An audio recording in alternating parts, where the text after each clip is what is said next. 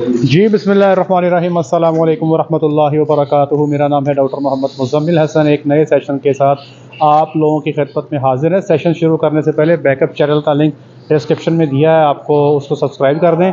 आज आपको काफ सेक्शन दिखाने जा रहे हैं। हमारे पास यहाँ पे 3 सेक्शन है जहाँ पे हमारे पास कट्टे और कटियाँ मौजूद हैं। ये वहद फार्म है जहाँ पे आपको कट्टे भी मिलेंगे और कटियाँ भी मिलेंगी। उसकी बेसिक वजह यह है कि चूँकि जानवरों की जो ख़रीद है वो बहुत महंगी है।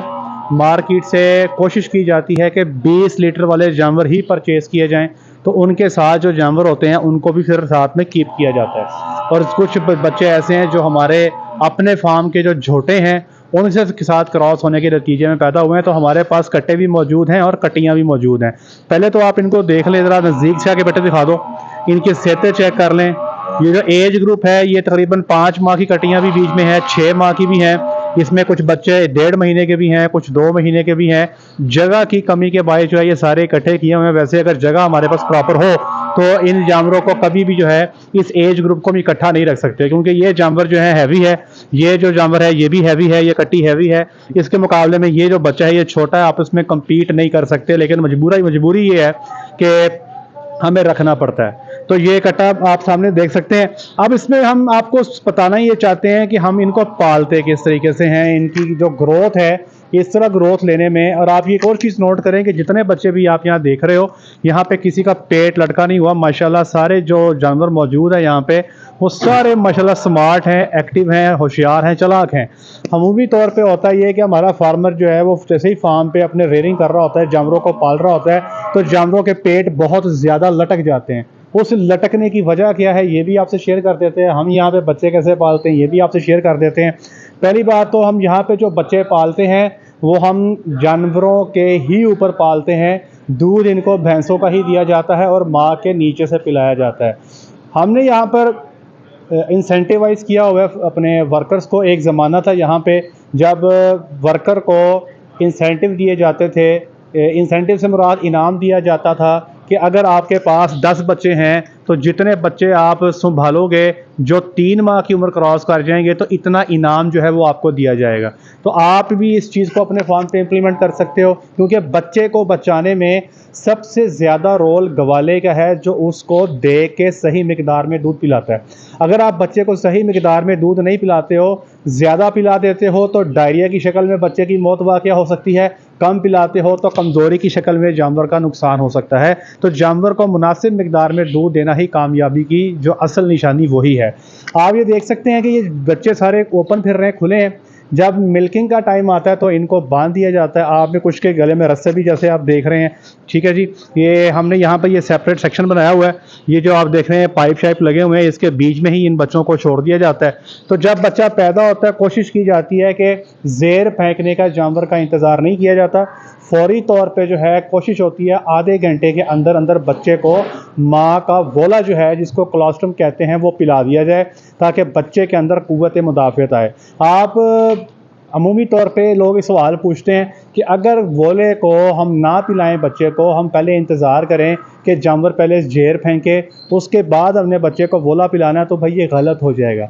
ये गलत हो जाएगा। बच्चे को वोला आपने हमेशा फौरी तौर पे पिलाना है, ज़ेर फेंकने का आपने इंतज़ार नहीं करना। बल्कि अगर आप बच्चे को वोला पिलाते हो माँ के नीचे से, तो बच्चा चूँकि माँ के थनों को जब जैसे ही वो चूसता है, उसको लिक करता है, तो माँ के अंदर ऑक्सीटोसिन हार्मोन का इखराज होता है, जिससे ज़ेर के जल्दी फेंकने में मदद मिलती है। तो बच्चे को जल्दी दूध पिलाना जो है वो माँ का ज़ेर फेंकने में भी जो है वो कारआमद साबित होता है, उसके लिए हेल्पफुल होता है। अच्छा जी, अब बच्चे को दूध पिलाना कितना है, पिछला 1 थन देना है या अगले 2 थन देने हैं, ये जानवर की दूध की पैदावार पे मुनहसर है। वो लोग जो गवाले हैं उनको पता होता है जनाब के जानवर के अगले थनों में दूध कितना है। जैसे हमारे यहाँ पे फार्म पे ज़्यादातर जानवरों के अगले थनों में 2.25 से लेकर 3 किलो तक का दूध है। तो कुछ जानवरों के अगले थन में 3 लीटर दूध है, कुछ जानवरों के अगले थनों में 2.25 लीटर दूध है। और इसी तरह जब हम बच्चे को दूध पिलाते हैं, हमारी कोशिश होती है कि पहले जो बच्चा है, अमूमी तौर पे हमारे यहाँ पे जो पैदाइशी वज़न है तकरीबन 35 किलो है। तो हमारी कोशिश होती है कि पैदाइश के वक्त 24 पहले जो 24 घंटे हैं उसमें जानवर को 4 किलो वोला दिया जाए। उसके बाद हम 4 किलो पे ही रूटीन रखते हैं। अब ये मैयर नहीं करते 4 किलो, ये हमें जानवरों के थनों से अंदाज़ा होता है, क्योंकि बंदा जो मिल्किंग कर रहा है ये उसका अंदाज़ा है कि किस थन में कितना दूध है और इसको कितने थन देने हैं। जब बच्चा 1 महीना का मुकम्मल हो जाता है, फिर उसके दूध की पैदावार को 4 लीटर से दूध की मिकदार को बढ़ा के 5 किलो कर दिया जाता है। तो अब यहाँ पे फिर अब 1 महीना हो चुका भैंस को बच्चा दिए को, इसकी दूध की पैदावार का फ़र्क भी होगा। ये मैं फिर वही बात कर रहा हूँ कि बात ख़त्म होती है गवाले पे आके। उसको पता है कि थन अगला देना है, थन पिछला देना है, एक बाई देनी है, अगले 2 थन देने हैं, ये कैसे करना है ये उसको पता है, क्योंकि उसने दूध को पूरा करना है। डायरेक्ट माँ के नीचे से दूध पिलाने का फ़ायदा तो है कि जानवर अच्छे से पल जाते हैं, इन्फेक्शन नहीं होती, डायरिया से बच जाते हो, लेकिन साथ ही साथ दूध की मिकदार का जो फैक्टर है वहाँ पे आपका जो एक्सपीरियंस है, जो एक्सपीरियंस्ड वाला है, वो आपको जो नेगेटिव जो चीज़ें हैं उनसे बचा सकता है। तो हमारी कोशिश होती है कि दूसरे महीने में बच्चे को 5 लीटर दूध दिया जाए और तीसरे महीने में दोबारा बैक गियर लगा देते हैं। पहले 4 लीटर करते हैं, फिर 3 करते हैं, फिर 2, फिर 1 और फिर बच्चे को 3 महीने में उसका दूध बंद कर दिया जाता है। ये तो होगी बच्चे की दूध की रूटीन कि हम 1 दिन से लेकर 90 दिन तक जो है वो बच्चे की दूध की रूटीन क्या रखते हैं। फिर आ जाएं अगली तरफ पे, पानी देना है या नहीं देना। ये बड़ा सवाल पूछते हैं कि जी हमारा बच्चा जो है उसको हम पानी दें या पानी ना दें। देखें, हमारे यहाँ पर रूटीन ये है कि फार्म का स्ट्रक्चर कुछ इस तरह से बना हुआ है कि बच्चों के लिए पानी पिलाने का खासा अच्छा बंदोबस्त नहीं है। ये मैं स्ट्रेट फॉरवर्ड बात बता रहा हूँ। यहाँ पर खुरलियाँ बहुत जो बनी हुई हैं वो बड़े जानवरों के हिसाब से बनी हैं, छोटे बच्चों के हिसाब से खुरलियाँ बनी नहीं हुई। लेकिन हमारे पास जो गायों के बच्चे हैं वहाँ पर छोटे बच्चों की खुरलियाँ छोटे बच्चों के हिसाब से बनी हुई हैं। तो हम बच्चों को पानी पीने के बिल्कुल भी ख़िलाफ़ नहीं है, बच्चे को आप पानी दे सकते हो, लेकिन एक चीज़ की एहतियात कीजिएगा कि छोटे बच्चे को दूध पीने से 1 घंटा पहले और दूध पीने के 1 घंटा बाद कोशिश करें कि पानी से दूर रखें। हमने कई दफ़ा देखा है कि मुझे याद है जब मैं यहाँ पे फार्म पे 24/7 वर्किंग किया करता था, तो 3 साल मैंने यहाँ पे मुस्तकिल बच्चों वाले सेक्शन में काम किया, बच्चे पाले। तो कई दफ़ा देखता था कि बच्चे दूध पीने के बाद अब उनको मिकदार दूध की जो चाहिए थी पिला दिया करते थे, लेकिन वो मज़ीद दूध मांगते थे। तो हम चूँकि नहीं देते थे, क्योंकि हमने तो मिकदार कैलकुलेट की हुई है, तो बच्चे जाके खुर्री में मुँह दे के पानी गुड़ पानी पिए जाते थे। उससे जो है बाद में उनको डायरिया की शिकायत बन जाती थी। इसलिए इस चीज़ को ख़त्म करने के लिए हमने अपनी जो पानी की खुरली है वो 1 घंटा पहले खाली कर देते थे उसे, और जब दूध पिलाए को 1 घंटा हो जाता था तो पानी वाली खुरली को दोबारा भर देते थे। इससे अल्हम्दुलिल्लाह बच्चे सेट भी रहते थे, उनको डायरिया की शिकायत भी नहीं होती थी। दूसरा सवाल ये है कि क्या बच्चे को नहलाना दुरुस्त है? बच्चे को नहलाया जा सकता है, आप बिल्कुल बच्चे को नहला सकते हैं। अगर आपका बच्चा गर्मी कर रहा है, उसके आपके बच्चे को गर्मी लग रही है, तो आप उसको नहला सकते हो। हम भी यहाँ पे बच्चों को नहला देते हैं। याद रखिएगा कि नहलाने में कोई खर्च नहीं है।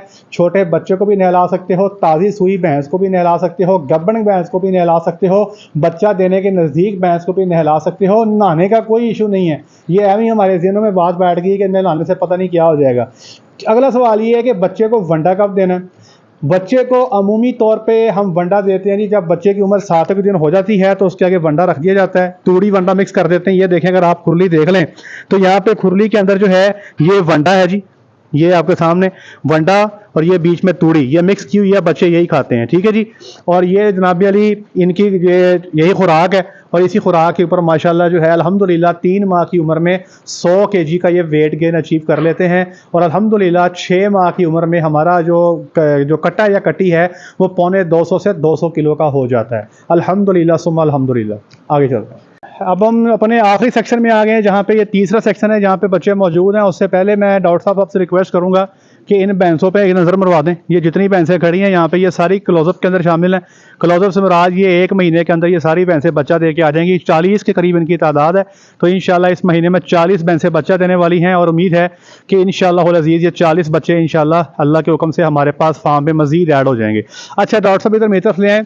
ये हमने आपको खुराक के हवाले से बता दिया, हमने आपको दूध के हवाले से, वनडे के हवाले से, नहलाना है नहीं नहलाना, पानी देना है नहीं देना, ये सारा बता रही है। वनडे की मिकदार के हवाले से मैं आपको गाइड कर देता हूँ। ये खुरली पड़ी हुई है, अगर नज़दीक ले आएँ, अभी देखें हमने इनको अंदाजे से डाला था, इन्होंने खुरली खाली कर दी है। वो परली खुरली भी जो है वो खाली होने के नज़दीक है। तो अभी जैसे ये खुरली खाली होगी, मजीद जो है वो वर्कर पीछे आ चुका है, ये खुरली के अंदर जो है जो दोबारा से वंडा फिल कर दिया जाएगा, वंडा और तूड़ी। याद रखिएगा, अगर है आपके पास नहीं है तो कोई परेशानी की बात नहीं है, हमारे पास भी है मौजूद नहीं है। जितने बच्चे पाल रहे हैं तूड़ी वंडे पे ही पाल रहे हैं। पहले 3 महीने में तूड़ी वंडा ही देते हैं और साथ में दूध देते हैं। 3 से लेके 6 महीने की उम्र में भी तूड़ी वंडा ही देते हैं हम। सब्ज़ चारा जो है 6 महीने तक हम नहीं खिलाते। हमने एक्सपेरिमेंट किया अपने जानवरों में, कुछ जानवरों को थोड़ा बहुत सब्ज़ चारा दिया, लेकिन वहाँ पे पेट लटकने के जो केसेस थे हमारे सामने आए, इसलिए स्ट्रिक्टली बड़ी सख्ती के साथ अब यहाँ पे बच्चों को हम सब्ज़ चारा 6 महीने बिल्कुल भी नहीं देते, सिर्फ तूड़ी और वंडा दिया जाता है। वंडे की मिकदार पहले 3 महीने तो हम कैलकुलेट नहीं करते, बच्चा जितना खा जाए। अमूमी तौर पे 1.5 किलो तक का वंडा जो है बच्चा जो 2.5-3 महीने का वो खा रहा होता है। 3 से 6 माह की उम्र में हमारी कोशिश होती है कि 2 किलो वंडा जो है बच्चे को तूड़ी के साथ दे दिया जाए, और जैसे 6 माह से बच्चे की उम्र प्लस होती है तो उसके बाद वंडे की मिकदार 2.5 किलो और साथ में सब्ज़ चारा भी जो है वो तूड़ी के साथ शामिल कर दिया जाता है। हाँ, अगर हमारे पास साइलेज खुला अवेलेबल हो तो फिर साइलेज भी डाल दिया जाता है, लेकिन इतने खुशकिस्मत बच्चे नहीं है कि इनको साइलेज दिया जाए, क्योंकि हमारे पास दूध वाला माल बहुत ज़्यादा है। इन्हीं का साइलेज पूरा करना जो है यहाँ पे हमारे लिए बड़ा टास्क होता है, इसलिए बच्चों को सब्ज़ चारा ही दे दिया जाता है। और अगर सब्ज़ चारा ना हो तो तूड़ी वंडे पे ही इनको पाल लिया जाता है। ऑफ कोर्स तूड़ी वंडे पे वेट गेन का फ़र्क है। अगर आप साइलेज और वंडा और तूड़ी दें तो उस पर वेट ज़्यादा आएगा, लेकिन ऑफ कोर्स अवेलेबिलिटी को भी देखना है। अगर हमारे पास 100 मन साइलेज मौजूद है तो हमारी कोशिश होगी पहले वो 100 मन हम अपने मिल्किंग हेड को दें, जिससे दूध आएगा, पैसे बनेंगे, अखराजात पूरे होंगे। बकाया कोई अगर हमारे पास इजाफी साइलेज होगा तो इन बच्चों को दिया जाएगा, अदरवाइज जो है वो इन बच्चों को नहीं दिया जाता। ठीक है जी। तो ये था जी टोटल हमारा बच्चे को पालने का तरीका। वैक्सीन के हवाले से बफलो के अंदर ज़्यादा वैक्सीनेशन नहीं की जाती, सिर्फ मुँह खुर और साथ साथ गलघोटू, ये 2 वैक्सीनेशन हैं जो ज़्यादा पाबंदी से भैंसों में की जाती हैं। हम भी यही 2 वैक्सीनेशन कर रहे हैं। अगर कोई मुझसे मशवरा मांगे तो मैं आप लोगों से रिक्वेस्ट करूंगा कि क्लॉस्ट्रीडिया की एक वैक्सीन बीच में ऐड कर लें। भैंसों को अगर आप ये 3 वैक्सीन कर लें, क्लॉस्ट्रीडिया की और गलघोटू की और मुँह खुर की, ये 3 वैक्सीनेशन अगर आप कर लें तो बफलो इंशाल्लाह जो है अल्लाह के हुक्म से पूरा साल बेहतरीन चलती है, आपको ऐसा इशू नहीं आते। गायों में वैक्सीनेशन और भी करनी पड़ती हैं, जिसमें लंपी तो लाजमी है, ठीक है जी। फिर दूसरे नंबर पे वेल की बीमारी आ जाती है, रेस्पिरेटरी बीमारियां, कैटल मास्टर गोल्ड है, और भी बला बला की वैक्सीनेशन गायों में करनी पड़ती है, लेकिन भैंसों के अंदर जो है हमें खासी इसकी ज़रूरत जो है वो नहीं पड़ती।